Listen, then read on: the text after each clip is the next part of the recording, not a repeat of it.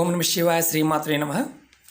మిత్రులకి శ్రేభిలాషులకి అలాగే నన్ను ఇంతగా ఆదరిస్తున్న యూట్యూబ్ ప్రేక్షకులందరికీ కూడా పేరు ధన్యవాదాలు. మిత్రులరా, మీ అందరికీ కూడా ఆ పరాదేవత ఎల్లవెల్లలా మీతో ఉండి మీ మనోవాంఛ నెరవేర్చాలని మనస్ఫూర్తిగా కోరుకుంటున్నాను. ఈరోజు మనం ఒక తేలికైన అద్భుతమైన ఉపాయం తెలుసుకుందాం. ఈ ఉపాయం చేయడం వల్ల మనకి ఉద్యోగానికి సంబంధించిన సమస్యల నుండి బయటపడవచ్చు.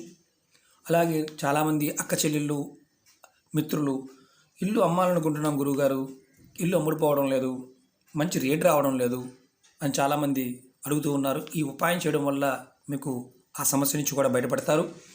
కొంతమంది అక్క చెల్లెళ్ళు మిత్రులు, గురువుగారు మాకు ఇల్లు కొనుక్కోవాలనుకుంటున్నాము, నచ్చిన ఇల్లు అనుకున్న సమయానికి దొరకడం లేదు, ఆటంకాలు వస్తున్నాయి, మాకు ఇల్లు కావాలి అనేవారు కూడా ఈ ఉపాయం చేయవచ్చు. అలాగే మాకు అనుకున్న పనులు ఏదైనా మేము పనిచేస్తున్నాం గురువుగారు, ఏదో ఒక ఆటంకం వస్తుంది, అది ఫైనాన్షియల్ పరంగా కానీ మానసిక పరంగా కానీ కుటుంబ పరంగా ఆటంకాలు వస్తున్నాయి, అది ముందుకు వెళ్ళటం లేదు అనేవారు కూడా ఈ ఉపాయాన్ని చేయవచ్చు.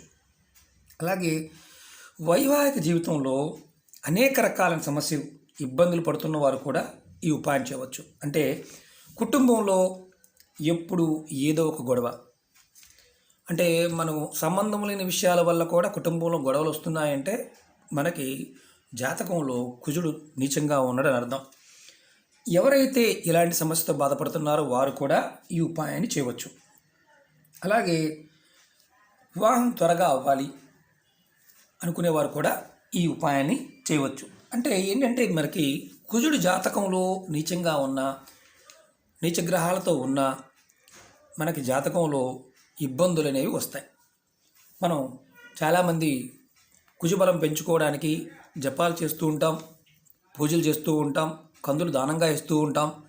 అయినప్పటికీ కూడా ఫలితం రాలేదనేవారు కూడా ఈ చిన్న ప్రయత్నాన్ని చేయవచ్చు. ఈ ఉపాయాన్ని ఆడవారిని మగవారిని చేయవచ్చు. చాలా తేలికైన ఉపాయం. ఆడవారు గుర్తుంచుకోవాల్సింది ఏంటంటే నెలసరి టైంలో మాత్రం చేయకూడదు. అలాగే గర్భిణీతో ఉన్నవారు ఈ ఉపాయాన్ని చేయవద్దు. ఎందుకంటే మనకి కొన్ని సందర్భాల్లో పర్టికులర్గా కొన్ని ఉపాయాల్లో మాత్రమే ఇది ఉంటుంది. మీకు నియమ నిబంధనలు కొన్ని ఉపాయాల్లో ఏమి చెప్పకుండా ఉన్నారు అంటే మనం ఎవరైనా చేయవచ్చు. నిబంధనలు ఏదైనా ఉన్నాయంటే ఆ వీడియోలో ఖచ్చితంగా తెలియచేస్తాను.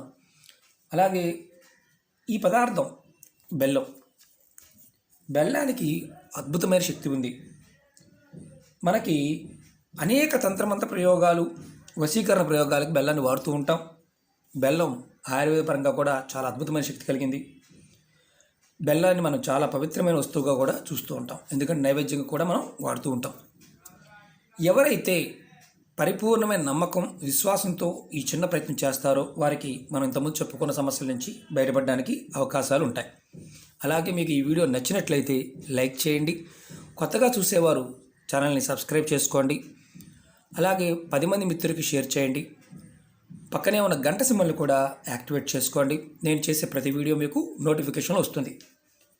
మీరు ముందుగా మంగళవారం రోజున బెల్లాన్ని, గోధుమల్ని, మీ ఓపిక ఉన్నంత వరకు కొంచెం బెల్లం, కొంచెం గోధుమల్ని బ్రాహ్మణులకు కానీ పేదవారికి కానీ దానంగా ఇవ్వండి. ఇలా మీరు దానంగా ఇవ్వడం వల్ల కుజగ్రహం బలపడుతుంది. ఎవరి జాతకంలో అయితే కుజగ్రహం బలహీనంగా ఉంటుందో వారికి త్వరగా దిష్టి తగులుతుంది. ఏ పని చేసినా అనుకున్న టయానికి పూర్తి కావు. అలాగే అంటే విచిత్రం ఏంటంటే వారికి పనులే కాదు, ఆడపిల్లలు మగపిల్లలు దిష్టి తగిలే వారికి వివాహం కూడా లేట్ అవుతుంది. చాలామంది భయపడిపోయి రకరకాల ప్రయత్నాలు చేస్తూ ఉంటారు, కానీ ఫలితం రాలేదని బాధపడుతూ ఉంటారు. మీరు మంగళవారం బెల్లం, గోధుమల్ని దానంగా ఇస్తే ఇలా మీరు మంగళవారం చేస్తూ ఉండాలి. ఇన్ని వారాలు నియమమేమీ లేదు. మీ ఓపిక ఉన్నప్పుడల్లా చేస్తూ ఉండండి. కొద్దిగా ఖచ్చితంగా మీకు మీ జాతకంలో కుజగ్రహం బలపడుతుంది. ఎవరైతే ఇది చేస్తారో వారికి మనం ఇంతకుముందు చెప్పుకున్న సమస్యల నుంచి బయటపడతారు. అలాగే ఎవరి జాతకంలో అయితే కుజగ్రహం బలహీనంగా ఉంటుందో వారికి దిష్టి కూడా తగులుతుందని చెప్పుకున్నాం. వారికి ఎవరికైతే ఇలా ఉంటుందో ఏ పని చేసినా అనుకున్న టయానికి పూర్తి కావు, వారికి వివాహం కూడా ఆలస్యమవుతుంది. కాబట్టి ఈ చిన్న ప్రయత్నాన్ని పరిపూర్ణ నమ్మకంతో చేయండి. అలాగే శనివారం రోజున మీరు ఒక 50 గ్రాముల బెల్లం తీసుకోండి.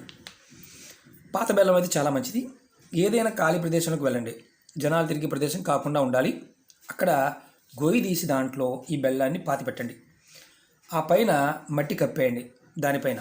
దానిపైన కొంచెం నీళ్లు చల్లండి. తర్వాత 2 సాంబ్రాణి పుల్లలు తీసుకొని ధూప్ స్టిక్ తీసుకొని వెలిగించి అక్కడ ఆ ప్రదేశం చూపించండి. మీ మనసులో ఉన్న కోరికలు చెప్పుకోండి. తర్వాత వెనకకి తిరిగి చూడకుండా ఇంటికి వచ్చేయండి. అది మీరు ఎక్కడైనా చెట్టు మొదల్లో కూడా ఈ ఉపాయం చేయవచ్చు. అంటే చెట్టు మొదల్లో అయినా మీరు మట్టి తీసి గొయ్యి తీసి దాంట్లో పెట్టేసి వచ్చేయచ్చు. ఇది ఉదయం నుండి సాయంత్రం 6 లోపు ఎప్పుడైనా ఉపాయం చేయవచ్చు. 6కు ముందు కానీ సాయంత్రం మళ్ళీ అంటే మామూలుగా మనకి డౌట్ ఉంటుంది. ఉదయం 6 నుంచి సాయంత్రం 6 లోపు చేయాలి. సాయంత్రం 6 తర్వాత చేయకూడదు. మాకు వీలు కాలేదండి, 5 నిమిషాలు అటు ఇటు అవ్వచ్చా అని అడుగుతుంటారు. మీరు ఖచ్చితంగా 6 లోపే చేయాలి. ఇలా మీరు 5 శనివారాలు ఈ ఉపాయం చేయండి. తప్పకుండా మీ మనసులో ఉన్న కోరికలు నెరవేరుతాయి. చిత్రం ఏంటంటే ఈ ఉపాయం మనకి అద్భుతంగా పనిచేస్తుంది. జాతకరీత్యా ఇబ్బందులు ఉండి సమస్యలతో బాధపడుతున్న వారు మాత్రం ప్రయత్నం చేయండి. సరదా కోసం మాత్రం ఏది మాత్రం ప్రయత్నం చేయవద్దు. అలాగే మట్టిలో పాతి పెట్టిన తర్వాత పొరపాటును కూడా వెనక్కి తిరిగి చూడకూడదు. వెనక్కి తిరిగి చూస్తే ఆ ఉపాయం పని చెయ్యదు. ఇది ఆడవారిని మగవారిని చేయవచ్చు. మీకు వీలైతేనే చేయండి. అవకాశం లేని వారు పొరపాటున మాకు అవకాశం లేదని చేయొచ్చు అని అడిగే వాళ్ళకి బుద్ధిగా వదిలేస్తున్నాను. కారణం ఏంటంటే అవకాశం లేకపోతే చేయవద్దు. ఇది గుర్తుంచుకోండి. ఓకే మిత్రులారా, ఈ చిన్న ఉపాయం చేయండి. ఖచ్చితంగా మీ జాతకాన్ని మీరు మార్చుకోగలుగుతారు. ఓకే మిత్రులారా, మీకు ఈ వీడియో నచ్చినట్లయితే లైక్ చేయండి, నా ఛానల్ని సబ్స్క్రైబ్ చేసుకోండి, పక్కనే ఉన్న గంట సింబల్ని యాక్టివేట్ చేసుకోండి, 10 మంది మిత్రులకి షేర్ చేయండి. అలాగే మీరు అందరూ గుర్తుంచుకోవాల్సింది ఏంటంటే రేపు శివరాత్రి సమయాన్ని మీరు వినియోగించుకోండి. మీ పెద్దలకి అంటే ఇప్పుడు దాకా మేము దాన ధర్మాలు చేయలేదండి, పెద్దల పట్ల మాకు అలవాట్లు లేవండి, మా పెద్దవాళ్ళు చేస్తారండి అని చాలామంది చెప్తూ ఉంటారు. మీకు ఎవరైతే పితృదేవతలు ఉంటారో మీ పెద్దవారి పట్ల వారికి కృతజ్ఞతా భావంతో దానాలు చేయండి.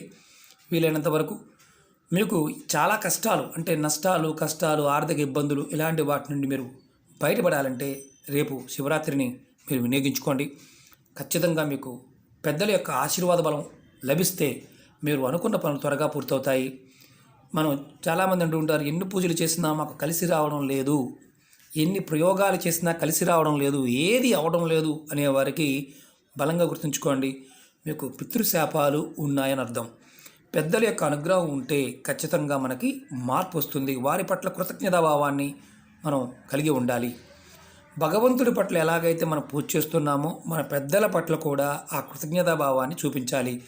మనం అలా చూపించినప్పుడు మనం చేస్తున్న పనుల్లో ఆటంకాలు వస్తాయి, ధనానికి సంబంధించిన నష్టాలు కూడా వస్తాయి. కాబట్టి శివరాత్రి రోజున మీరు శివపూజ ఎంతగా చేస్తారో అలాగే పితృకర్మల అంటే అవిలో కూడా పితృదేవతల పేరు మీద దాన ధర్మాలు కూడా చేయండి. ఒక మిత్రులారా, ఓం నమః శివాయ, శ్రీమాత్రే నమః.